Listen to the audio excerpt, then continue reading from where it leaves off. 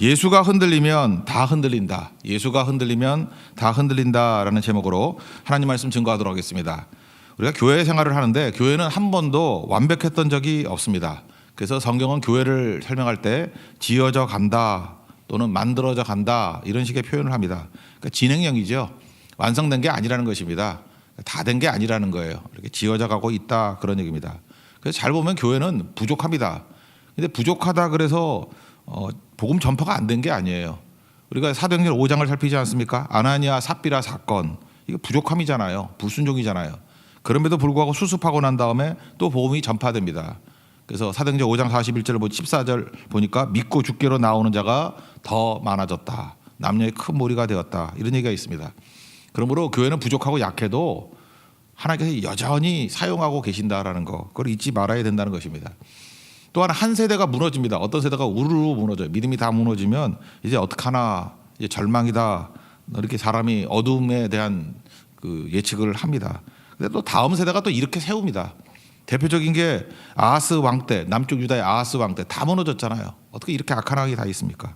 근데 소망이 생겼죠. 히스기야 왕 같은, 이건 신앙의 기적이라 그러죠. 어떻게 아하스 왕 밑에 히스기야가 나올까? 이게 나온다라는 것입니다. 이건 뭐라고 설명해요? 우리는 많은 순간에 물론 그렇게 해야겠죠. 신앙 교육이 중요해 이런 얘기 하잖아요. 신앙 교육 잘 시켜야 자녀들이 잘 된다고. 예, 맞습니다. 그런데 신앙 교육을 못 시키는 시대가 오잖아요. 그러면 소망이 없나? 또 하나님께서 직접 키우시는 것 같아요. 그래서 설명이 안 돼요. 하나님이 하셨다. 하나님께서 이게 말도 안 되는 부모 밑에서 엄청난 신앙인이 나오게 만들어서 한 시대를 또 이끌어가기도 한다라는 것입니다. 그런 의미에서 우리 함부로 절망해서는 안 된다는 거예요. 뭐 겉으로 보고 어떻게 하나 그러는데 인간이 뿌렸다고 다 되는 게 아니라 하나님이 직접 하시는 일도 있다라는 것입니다. 교회도 마찬가지죠. 한 교회가 무너집니다. 그것만 바라보고 절망하지 말고요. 다른 교회를 통해서 또 일으켜 세우십니다. 성도 하나가 무너집니다. 그러면 다 끝났다 그러지 말고 또 다른 사람을 세워서 일으킨다라는 거예요. 최근에 제가 어떤 걸 봤는데 이렇게 뭐 유튜브인데 어떤 그 스님이 나오셔가지고 이렇게 문답을 하더라고. 질문하면 대답하고 질문하면 대답하고. 정확히 말해서 법륜 스님이에요. 내가 자주 보거든요. 법륜 스님. 자주 보는데 어떤 분이 이렇게 모자이크가 돼가지고 질문하는데 제가 교회 권사인데요. 뭐가 안 풀려서 기도하는데 기도가 안 됩니다. 스님 어떻게 해야 되죠? 그러더라고. 더 얘기는 안 하겠어요. 나 깜짝 놀라가지고 뭐 이런 게 다 있나. 엉터리죠. 그죠? 무슨 교회 권사가 스님한테 가서 묻고 그래. 이게 엉터리죠. 그러면 절망할 필요 하나도 없다라는 것입니다. 하나님이 그런 쓰레기 권사 버리고요. 또 새로운 사람도 이렇게 세워 주십니다. 잊지 말라고요. 그러니까 우리가 이런 거죠. 어떤 때는 엉터리 같은 목사를 바라보고 또 엉터리 같은 권사를 바라보고 어떤 때는 엉터리 같은 세대를 바라보고 어떤 때는 말도 안 되는 교회를 바라보고 뭐 한 성도를 바라보고 이럴 때가 있지 않습니까? 그러면 절망하죠. 다 무너졌다. 근데 잊지 마세요. 인간적인 이런 부분이 무너졌다 그래서 교회가 무너지는 건 절대 아닙니다. 하나님께서 부족해도 여전히 사용해 주신다는 거예요. 예수님만 믿고 흔들리지 않는 믿음의 종 되기를 바랍니다. 근데 문제는 뭐냐? 우리의 믿음의 핵심인 예수님에 대한 믿음이 흔들려 버리면 진짜 다 무너져요. 오늘 제목하고 똑같습니다. 예수가 흔들리면 다 흔들린다는 거예요. 그래서 교회가 딴 거는 모르지만 우리 믿음의 내용인 예수님에 대한 믿음만 흔들리지 않으면 굳건하게 살 수 있다는 것입니다. 그래서 마귀는 항상 예수님 공격하는 거예요. 그러면 이건 진짜 위험한 일이고 끝장나는 일이고 이거 진짜 힘든 일이라는 것입니다. 그래서 골로새 교회가 에바브로에게 지금 편지 쓴 거래 그랬죠. 이 교회가 지금 흔들흔들합니다. 거짓된 사상이 들어와 가지고 흔들흔들합니다. 어찌해야 됩니까? 근데 그 공격의 핵심 뭐지? 그 인사하라고 기도하고 난 다음에 이제 본론이거든요. 어디서부터 시작을 해요? 예수님이 누구신가? 이게 명확해져야만 교회가 명확해진다는 거예요. 예수님이 누구신가? 이게 굳건해져야만 교회가 흔들리지 않고 굳건해진다는 것입니다. 나머지는 다 지엽적인 문제라는 거예요. 오늘도 예수님이 누구신가가 우리 가슴에 잘 새겨지는 믿음의 종 되기를 축원합니다. 오늘 이 설명대로 쭉 나가면 되겠는데 좀 이해를 편하게 하기 위해서 제가 순서를 좀 바꿀게요. 기본 틀이 되는 게 이제 19절 20절인데 기본 틀이 뭐냐? 제가 먼저 답을 얘기할게요. 두 가지식으로. 예수님은 다리라는 거예요. 브릿지. 예수님은 다리 역할을 하신다. 이거부터 시작해야 됩니다. 예수님이 누구신가? 예수님은 다리다. 예수님은 브릿지다. 뭐 브릿지 그 전도하는 뭐 내용도 있죠. 다리 전도 뭐 내용도 있는데 하여튼 예수님은 다리라는 거예요. 다리, 브릿지라는 거. 19절과 20절을 읽겠습니다. 시작. 아버지께서는 모든 충만으로 예수 안에 거하게 하시고 그의 십자가의 피로 화평을 이루사 만물 곧 땅에 있는 것들이나 하늘에 있는 것들이 그로 말미암아 자기와 화목하게 되기를 기뻐하심이라. 큰 구도를 보면요, 여기 하나님이 계시고 여기 내가 있어요. 인간이 있어요. 하나님이 있고 인간이 있어요. 그러면 이 둘 사이에 누가 있냐면 예수님이 계신다는 거예요. 예수님이. 그래서 우리가 하나님께 나아가려 그러면 그냥 못 가요. 왜냐? 어마어마한 간격이 있기 때문에. 근데 예수님을 통해서 하나님께 나아갈 수 있어요. 또 반대로 하나님께서도 우리 인간에게 직접적으로 일하시지 않아요. 뭐 하나님 그런다 하나님 직접 보여주거나 그러지 않아요. 항상 예수님을 통해서 하나님은 또 일을 하셔요. 그래서 이게 구도가 중요한 겁니다. 하나님과 나 사이에 예수님이 중간에 계신다. 그래서 우리가 하나님께 나아갈 때 예수님을 통해서 나가죠. 기도할 때 예수의 이름으로 기도하잖아요. 그죠? 예수님 통해서. 그리고 하나님께서도 그냥 일하는 게 아니라 우리에게 축복을 주시고 은혜를 주시고 또 어떤 때는 능력을 주실 때 예수님을 통해서 주신다는 거예요. 하나님 직접 주는 게 아니라는 거예요. 그러니까 예수님이 항상 중간에 계신다. 이 구도를 잊지 말아야 된다라는 것입니다. 그래서 그 예수님도 그러잖아요. 내가 그냥 일하는 게 아니라 아버지의 뜻을 통해서 일하신다. 요즘에 자주 보는 게 요한복음이니까 6장 38절 보니까 내가 하늘에서 내려온 것은 내 뜻을 행하려 함이 아니요 나를 보내신 이의 뜻을 행하려 함이니라. 그러니까 하나님의 뜻이 그냥 이루어지는 게 아니라 누굴 통해서 이루어져요? 예수님께 와서 예수님을 통해서 하나님의 뜻이 이루어진다라는 거예요. 이제 아시겠죠? 그래서 우리가 하나님께 올라가는 것도 예수님을 통해서, 하나님께서 내려오는 것도 예수님을 통해서. 그러니까 우리 기도가 하나님께 올라가는 거잖아요. 예수님을 통해서 기도하는 거. 예배도 하나님께 예배 드리는 거 아니야. 예수님을 통해서 예배하는 거예요. 그래서 예배하는 자는 어떻게 예배하라고요? In spirit, 성령 안에서. 또 하나 in truth, 진리가 예수님이니까. 진리랄지니 진리가 너희를 자유케 한다. 예수님을 통해서 하나님 앞에 예배할 수 있다는 것입니다. 또 하나님께서 우리에게 주시는 게 뭐예요? 축복 주시고 은혜 주시고 능력 주시고 다 누굴 통해서 와요? 예수님을 통해서 온다. 이제 선명해지죠? 예수님은 브릿지다. 예수님은 다리다. 이게 꼭 필요하다라는 것입니다. 그 다리가 왜 필요할까? 하나님과 우리 사이의 간격이 너무너무 크기 때문에 그래요. 하나님은 뭐 그냥 말로만 설명할게요. 그냥 엄청 크신 하나님, 크신 주께 그냥 크신 하나님. 우리는요 너무 비천한 죄인이에요. 그러니까 이 간격이라는 게 이게 건널 수 없는 간격이에요. 어마어마한 간격. 그죠? 어마어마하게 이게 다른 걸로 메울 수가 없어요. 다리를 놓을 수가 없어. 뭐 이렇게 얘기하면 되나?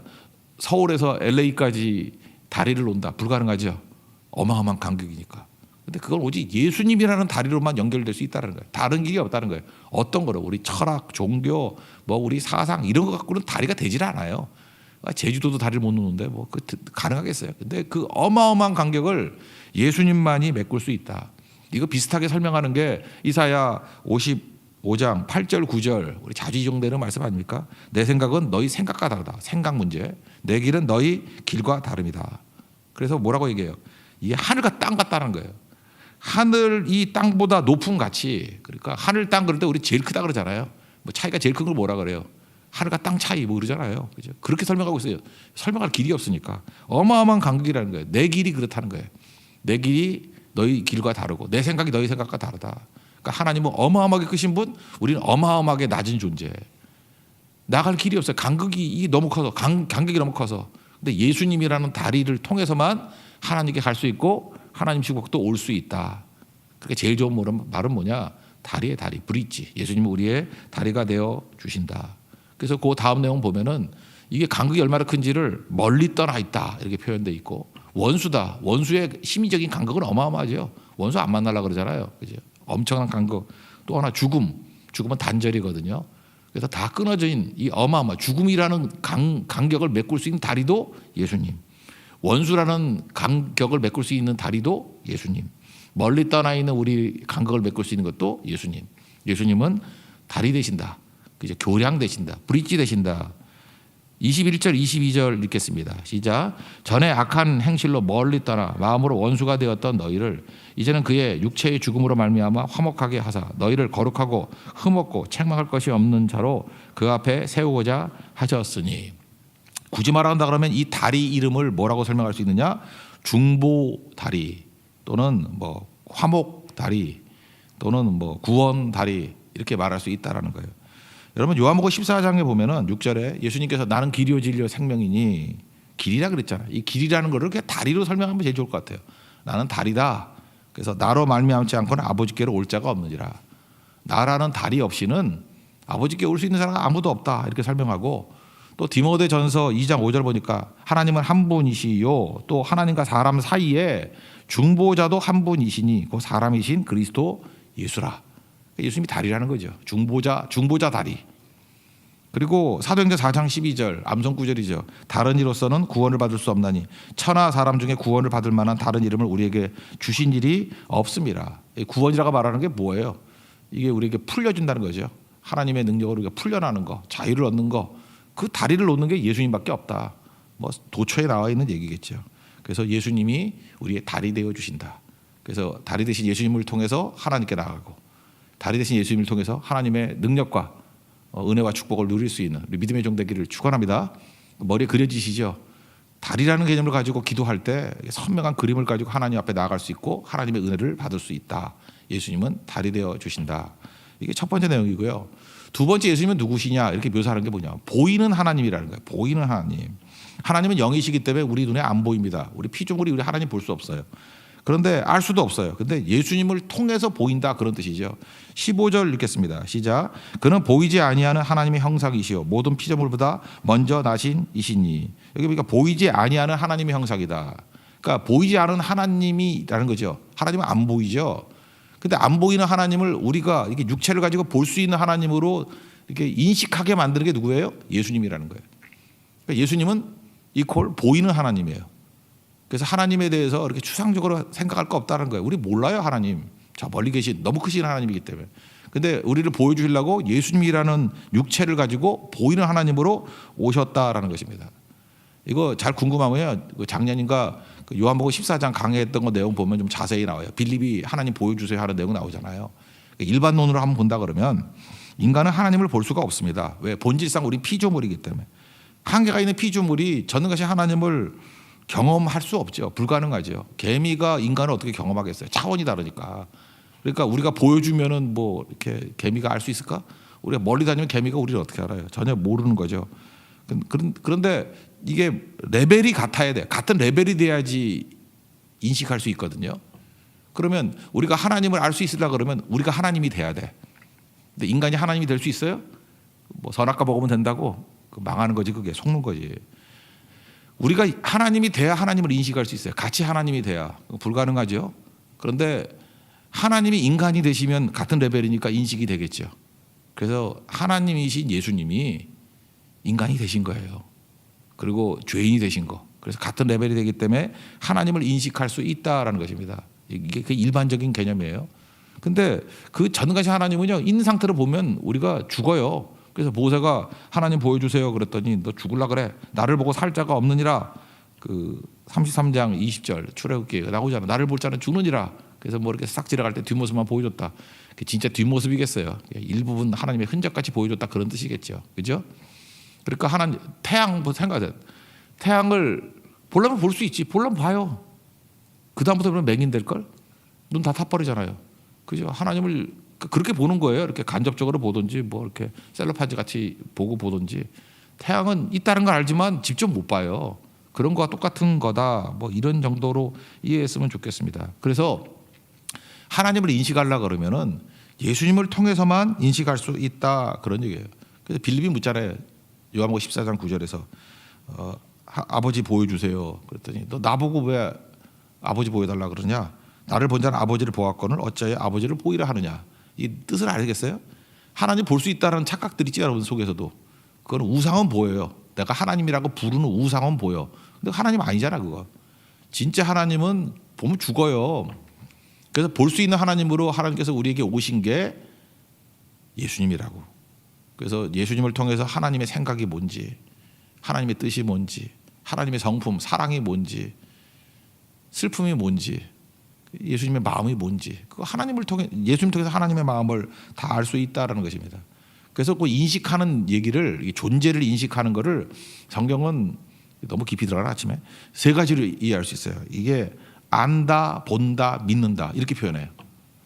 그러니까 예수님을 알아서 예수님이 안다 그 표현하죠. 안다. 안다라는 거는 미국의 바이든 대통령을 안다. 저 알죠? 이름만 아는 거지 내가 만난 적이 있나. 그거 아니고 부부끼리 안다. 안다를 야다라는 게 그런 뜻이가 알다. 다르죠. 예, 그런 차원. 그러니까 안다라는 거는 남편과 아내 사이에 알게 되는 관계 이런 거예요. 알다. 예수님과 우리 사이가 그렇게 체험되는 거죠. 그 다음에 또 하나가 본다. 그럴 때 껍데기 보는 게 아니고 우리 뭐 얼굴 보고 이런 게 아니라 내면에 있는 영을 본다. 마음을 본다. 난 널 보니까 슬픔이 보여. 뭐 이런 말 쓰잖아요. 그죠? 사랑하면 게 보이거든요. 그게 체험이에요. 또 다른 말로 믿는다. 믿는다는 맡긴다는 거거든요. 이게 다 똑같은 의미인데 이렇게 다르게 쓰인다고요. 이게 바로 뭐예요? 존재에 대한 체험. 그러니까 하나님에 대한 체험을 어떻게 할 수 있어요? 예수님을 아는 걸 통해서, 예수님을 보는 걸 통해서, 십자가에 예수님 보는 걸 통해서, 그죠? 그 다음에 또 하나가 뭐예요? 믿는 걸 통해서. 이게 지금 교구적으로 막 사용이 됩니다. 로마서에는 뭐 믿는다고 표현되어 있는데, 그다음 에베소에서는 뭐 안다고 표현되어 있고, 그죠? 또 그 다음에 요한복음에서는 본다고 표현되어 있고, 이렇게 된다는 거예요. 뭐 이 정도로 해서 뭐 이해 못하면 말아야지 뭐 성령이 없는 거예요. 그죠? 성령이 계시면 이거 이해가 돼. 이 정도면 예수님 보이는 하나님이시다. 그리고 또 하나 요한복음의 표현에 보면 예수님은 말씀이시거든요. 그래서 말씀으로 우리에게 오신다는 거예요. 제일 큰 체험은 뭐예요? 말씀 대신 예수님이 내 안에서 역사하시는 거죠. 그래서 이렇게 말씀을 듣잖아요. 그러면 예수님 말씀이니까 요한복음 1장에 말씀이라고 그랬잖아요. 말씀이 우리 속에 쑥 들어와 가지고 우리 인생을 뒤집어 놔요. 참 묘해요. 인간의 말 들을 땐 변화가 안 일어나는데 말씀이 들어오면은 영혼이 뒤흔들립니다. 막 뒤흔들리고 송두리째 바뀌어요. 그래서 사람 바꾸는 거는요 말씀밖에 없어요. 말씀이 쑥 들어오면 바뀌어요 무조건. 이게 뭐라 그래? 거듭남이라 그러잖아요. 거듭남, 그죠? Born from above, 위로부터 났다고. 다시 났다라는 얘기도 있지만 위로부터 났다고. 이게 예수님이 내 안에 들어오시는 거예요. 그러면 송두리째 변화가 됩니다. 그걸 진동이라는 표현을 쓰잖아요. 막 진동한다는 표현이 바로 그런 거예요, 그죠? 이렇게 겉으로 나타나는 현상을 표시하는 거지만 실질은 내면적인 얘기라는 것입니다. 히브리서 4장 12절 나오잖아요. 하나님 말씀이 어떤 힘이 있는지 살았고 활력이 있어. 좌우의 어떤 날선 검보다도 예리하다. 그래서 뭐 쭉 나오죠. 혼과 영과 관절과 골수를 찔러 쪼개기까지 하고 마음의 생각과 뜻을 판단하고 막 다 뒤집어 엎고 막 난리가 벌어진다고. 왜요? 생명이기 때문에. 그래서 예수님은 보이는 하나님이시다. 그래서 하나님의 인식은 예수님을 통해서만 인식할 수 있다. 이거 꼭 붙으시기 바랍니다. 그래서 보이는 하나님 되신다. 그게 예수님이라는 것입니다. 두 가지 얘기했죠. 예수님은 달이다. 두 번째, 예수님은 보이는 하나님이시다. 그리고 세 번째는 구약과 신약의 핵심이 뭐냐 이거죠. 구약은 뭐냐? 창조예요. 신약은 구원이에요. 그러니까 예수님은 완성이시니까 창조자 되시고 구원자 되신다. 예수님에 대한 마지막 묘사예요. 그죠? 이게 되게 중요한 거거든요. 예수님은 창조와 구원의 완성이에요. 그러니까 창조자 되신다, 구원자 되어 주신다. 구원은 다시 설명해도 얘기하죠. 구원이 뭐라 그랬어요? 구원은 해방, 자유 주는 거, 묶였다가 풀리는 거. 요한복음 8장 32절 보니까 진리를 알지, 진리가 예수님이니까 예수님을 알면은 우리에게 자유를 주신대, 자유롭게 해주신대요. 그러니까 그게 구원이에요, 구원. 근데 우리가 묶여 있는 것 중에 최고의 원수가 뭐예요? 묶인 것 중에 뭐 감옥에 묶이는 거, 뭐 사슬로 묶이는 거 이런 건 별거 아니죠. 뭐 내가 이런 거 우리가 가서도 풀어줄 수 있어요. 최고에 묶여 있는 건 죽음 아니에요, 죽음, 사망 권세. 그래서 구원의 완성이 뭐냐? 구원하고 동의어가 뭐냐 하면은 최고의 것을 얘기하잖아요. 부활이에요, 부활. 부활은 사망 권세를 깨버리는 거거든. 그래서 구원의 완성은 부활이에요. 그래서 사도들이 외친 게 뭐예요? 구원이다라는 말을 쓰지만 구원의 완성인 표현으로 예수님이 부활하셨다예요. 부활의 주님. 사망 권세 깨셨다. 부활절마다 찬양하잖아요. 그죠? 구원의 완성은 부활이에요, 부활. 제자들 그렇게 말씀 듣고 돌아다니다가도 몰랐는데 부활 이후에 변화되잖아요. 부활 이후에 완전히 새 힘을 얻잖아요. 부활의 영이 성령이거든요. 그 성령은 우리를 자유케 하신다고. 성경이 얘기가 그겁니다. 그래서 구약에는 무슨 관점이에요? 구약을 믿는다는 건 뭐냐? 창조를 믿는다는 거예요. 창조를 믿는다. 신약을 믿는다는 게 뭐예요? 구원을 믿는다. 근데 그 모든 완성이 예수님 안에 있다라는 것입니다. 그래서 예수님께서는 창조자 되신다, 구원자 되신다. 구원자의 핵심은 부활하신 주님이다. 아침에 머리가 터질 것 같죠? 너무 많은 내용인데. 예. 16절부터 18절까지 읽겠습니다. 시작. 만물이 그에게서 창조되되 하늘과 땅에서 보이는 것들과 보이지 않는 것들과 혹은 왕권들이나 주권들이나 통치자들이나 권세들이나 만물이 다 그로 말미암고 그를 위하여 창조되었고 또한 그가 만물보다 먼저 계시고 만물이 그 안에 함께 서느니라. 그는 몸인 교회의 머리시라. 그는 근본이시요 죽은 자들 가운데서 먼저 나신 이시니 이는 친히 만물의 으뜸이 되려 하심이라. 이런 말씀이 나옵니다. 예수님이 그러신 분이라는 거예요. 로마서를 보면요, 사도 바울은 되게 논리적이지 않습니까? 그래서 아브라함의 믿음을 쭉 설명하면서 예수님이 신구약에 완성되시는 분이야라는 것을 이렇게 묘사하고 있어요. 그가 믿은 바 하나님은 어떤 하나님을 믿었어요? 첫째, 죽은 자를 살리시며, 이게 부활이죠. 신약의 구원의 하나님을 믿었고, 또 하나가 뭐예요? 없는 것을 있는 것처럼 부르시는 일, 창조의 하나님을 믿었다고. 그래서 신구약 하나님, 특별히 그 예수님에 대한 종합판이 뭐냐 하면 그가 믿는 예수님은 이거죠. 그가 믿는 하나님이신 예수님은 죽은 자를 살리시고 없는 것을 있는 것 같이 부르시는 이다. 요거 하나 외우면 돼요. 예수님은 창조자여 구원자 되신다. 이 순서로 보면 구원자여 창조자 되어 주신다. 구원의 완성은 부활이라니까요. 그러니까 예수님 붙들면은 이런 모든 일들이 이루어지게 된다는 것입니다. 다시 한번 정리해 봅시다. 예수님이 누구냐? 그러면 바울식으로 설명한다 그러면 제가 설명 순서를 좀 바꿨어요. 이의 논리 순서로 예수님은 달이 되신다. 하나님께로부터 오는 것, 가는 것, 그 중보다리, 화목다리. 예수님은 달이 되어 주신다. 브릿지 1번. 두 번째, 예수님은 보이는 하나님이다. 그래서 하나님에 대한 인식은 예수님을 통해서만 인식할 수 있는 거지 나머지는 다 우상이에요. 상상일 뿐이지 하나님을 알 수 있는 길이 없어요. 예수님 통해서만 하나님을 알 수 있어요. 보이는 하나님이기 때문에. 그리고 예수님 완성되시는 분이 어떤 분이냐? 창조자 되시고 구원자 되신다. 이게 사도 바울이 골로새에서 보여주고 있는 예수님이 누구신가 하는 세 가지.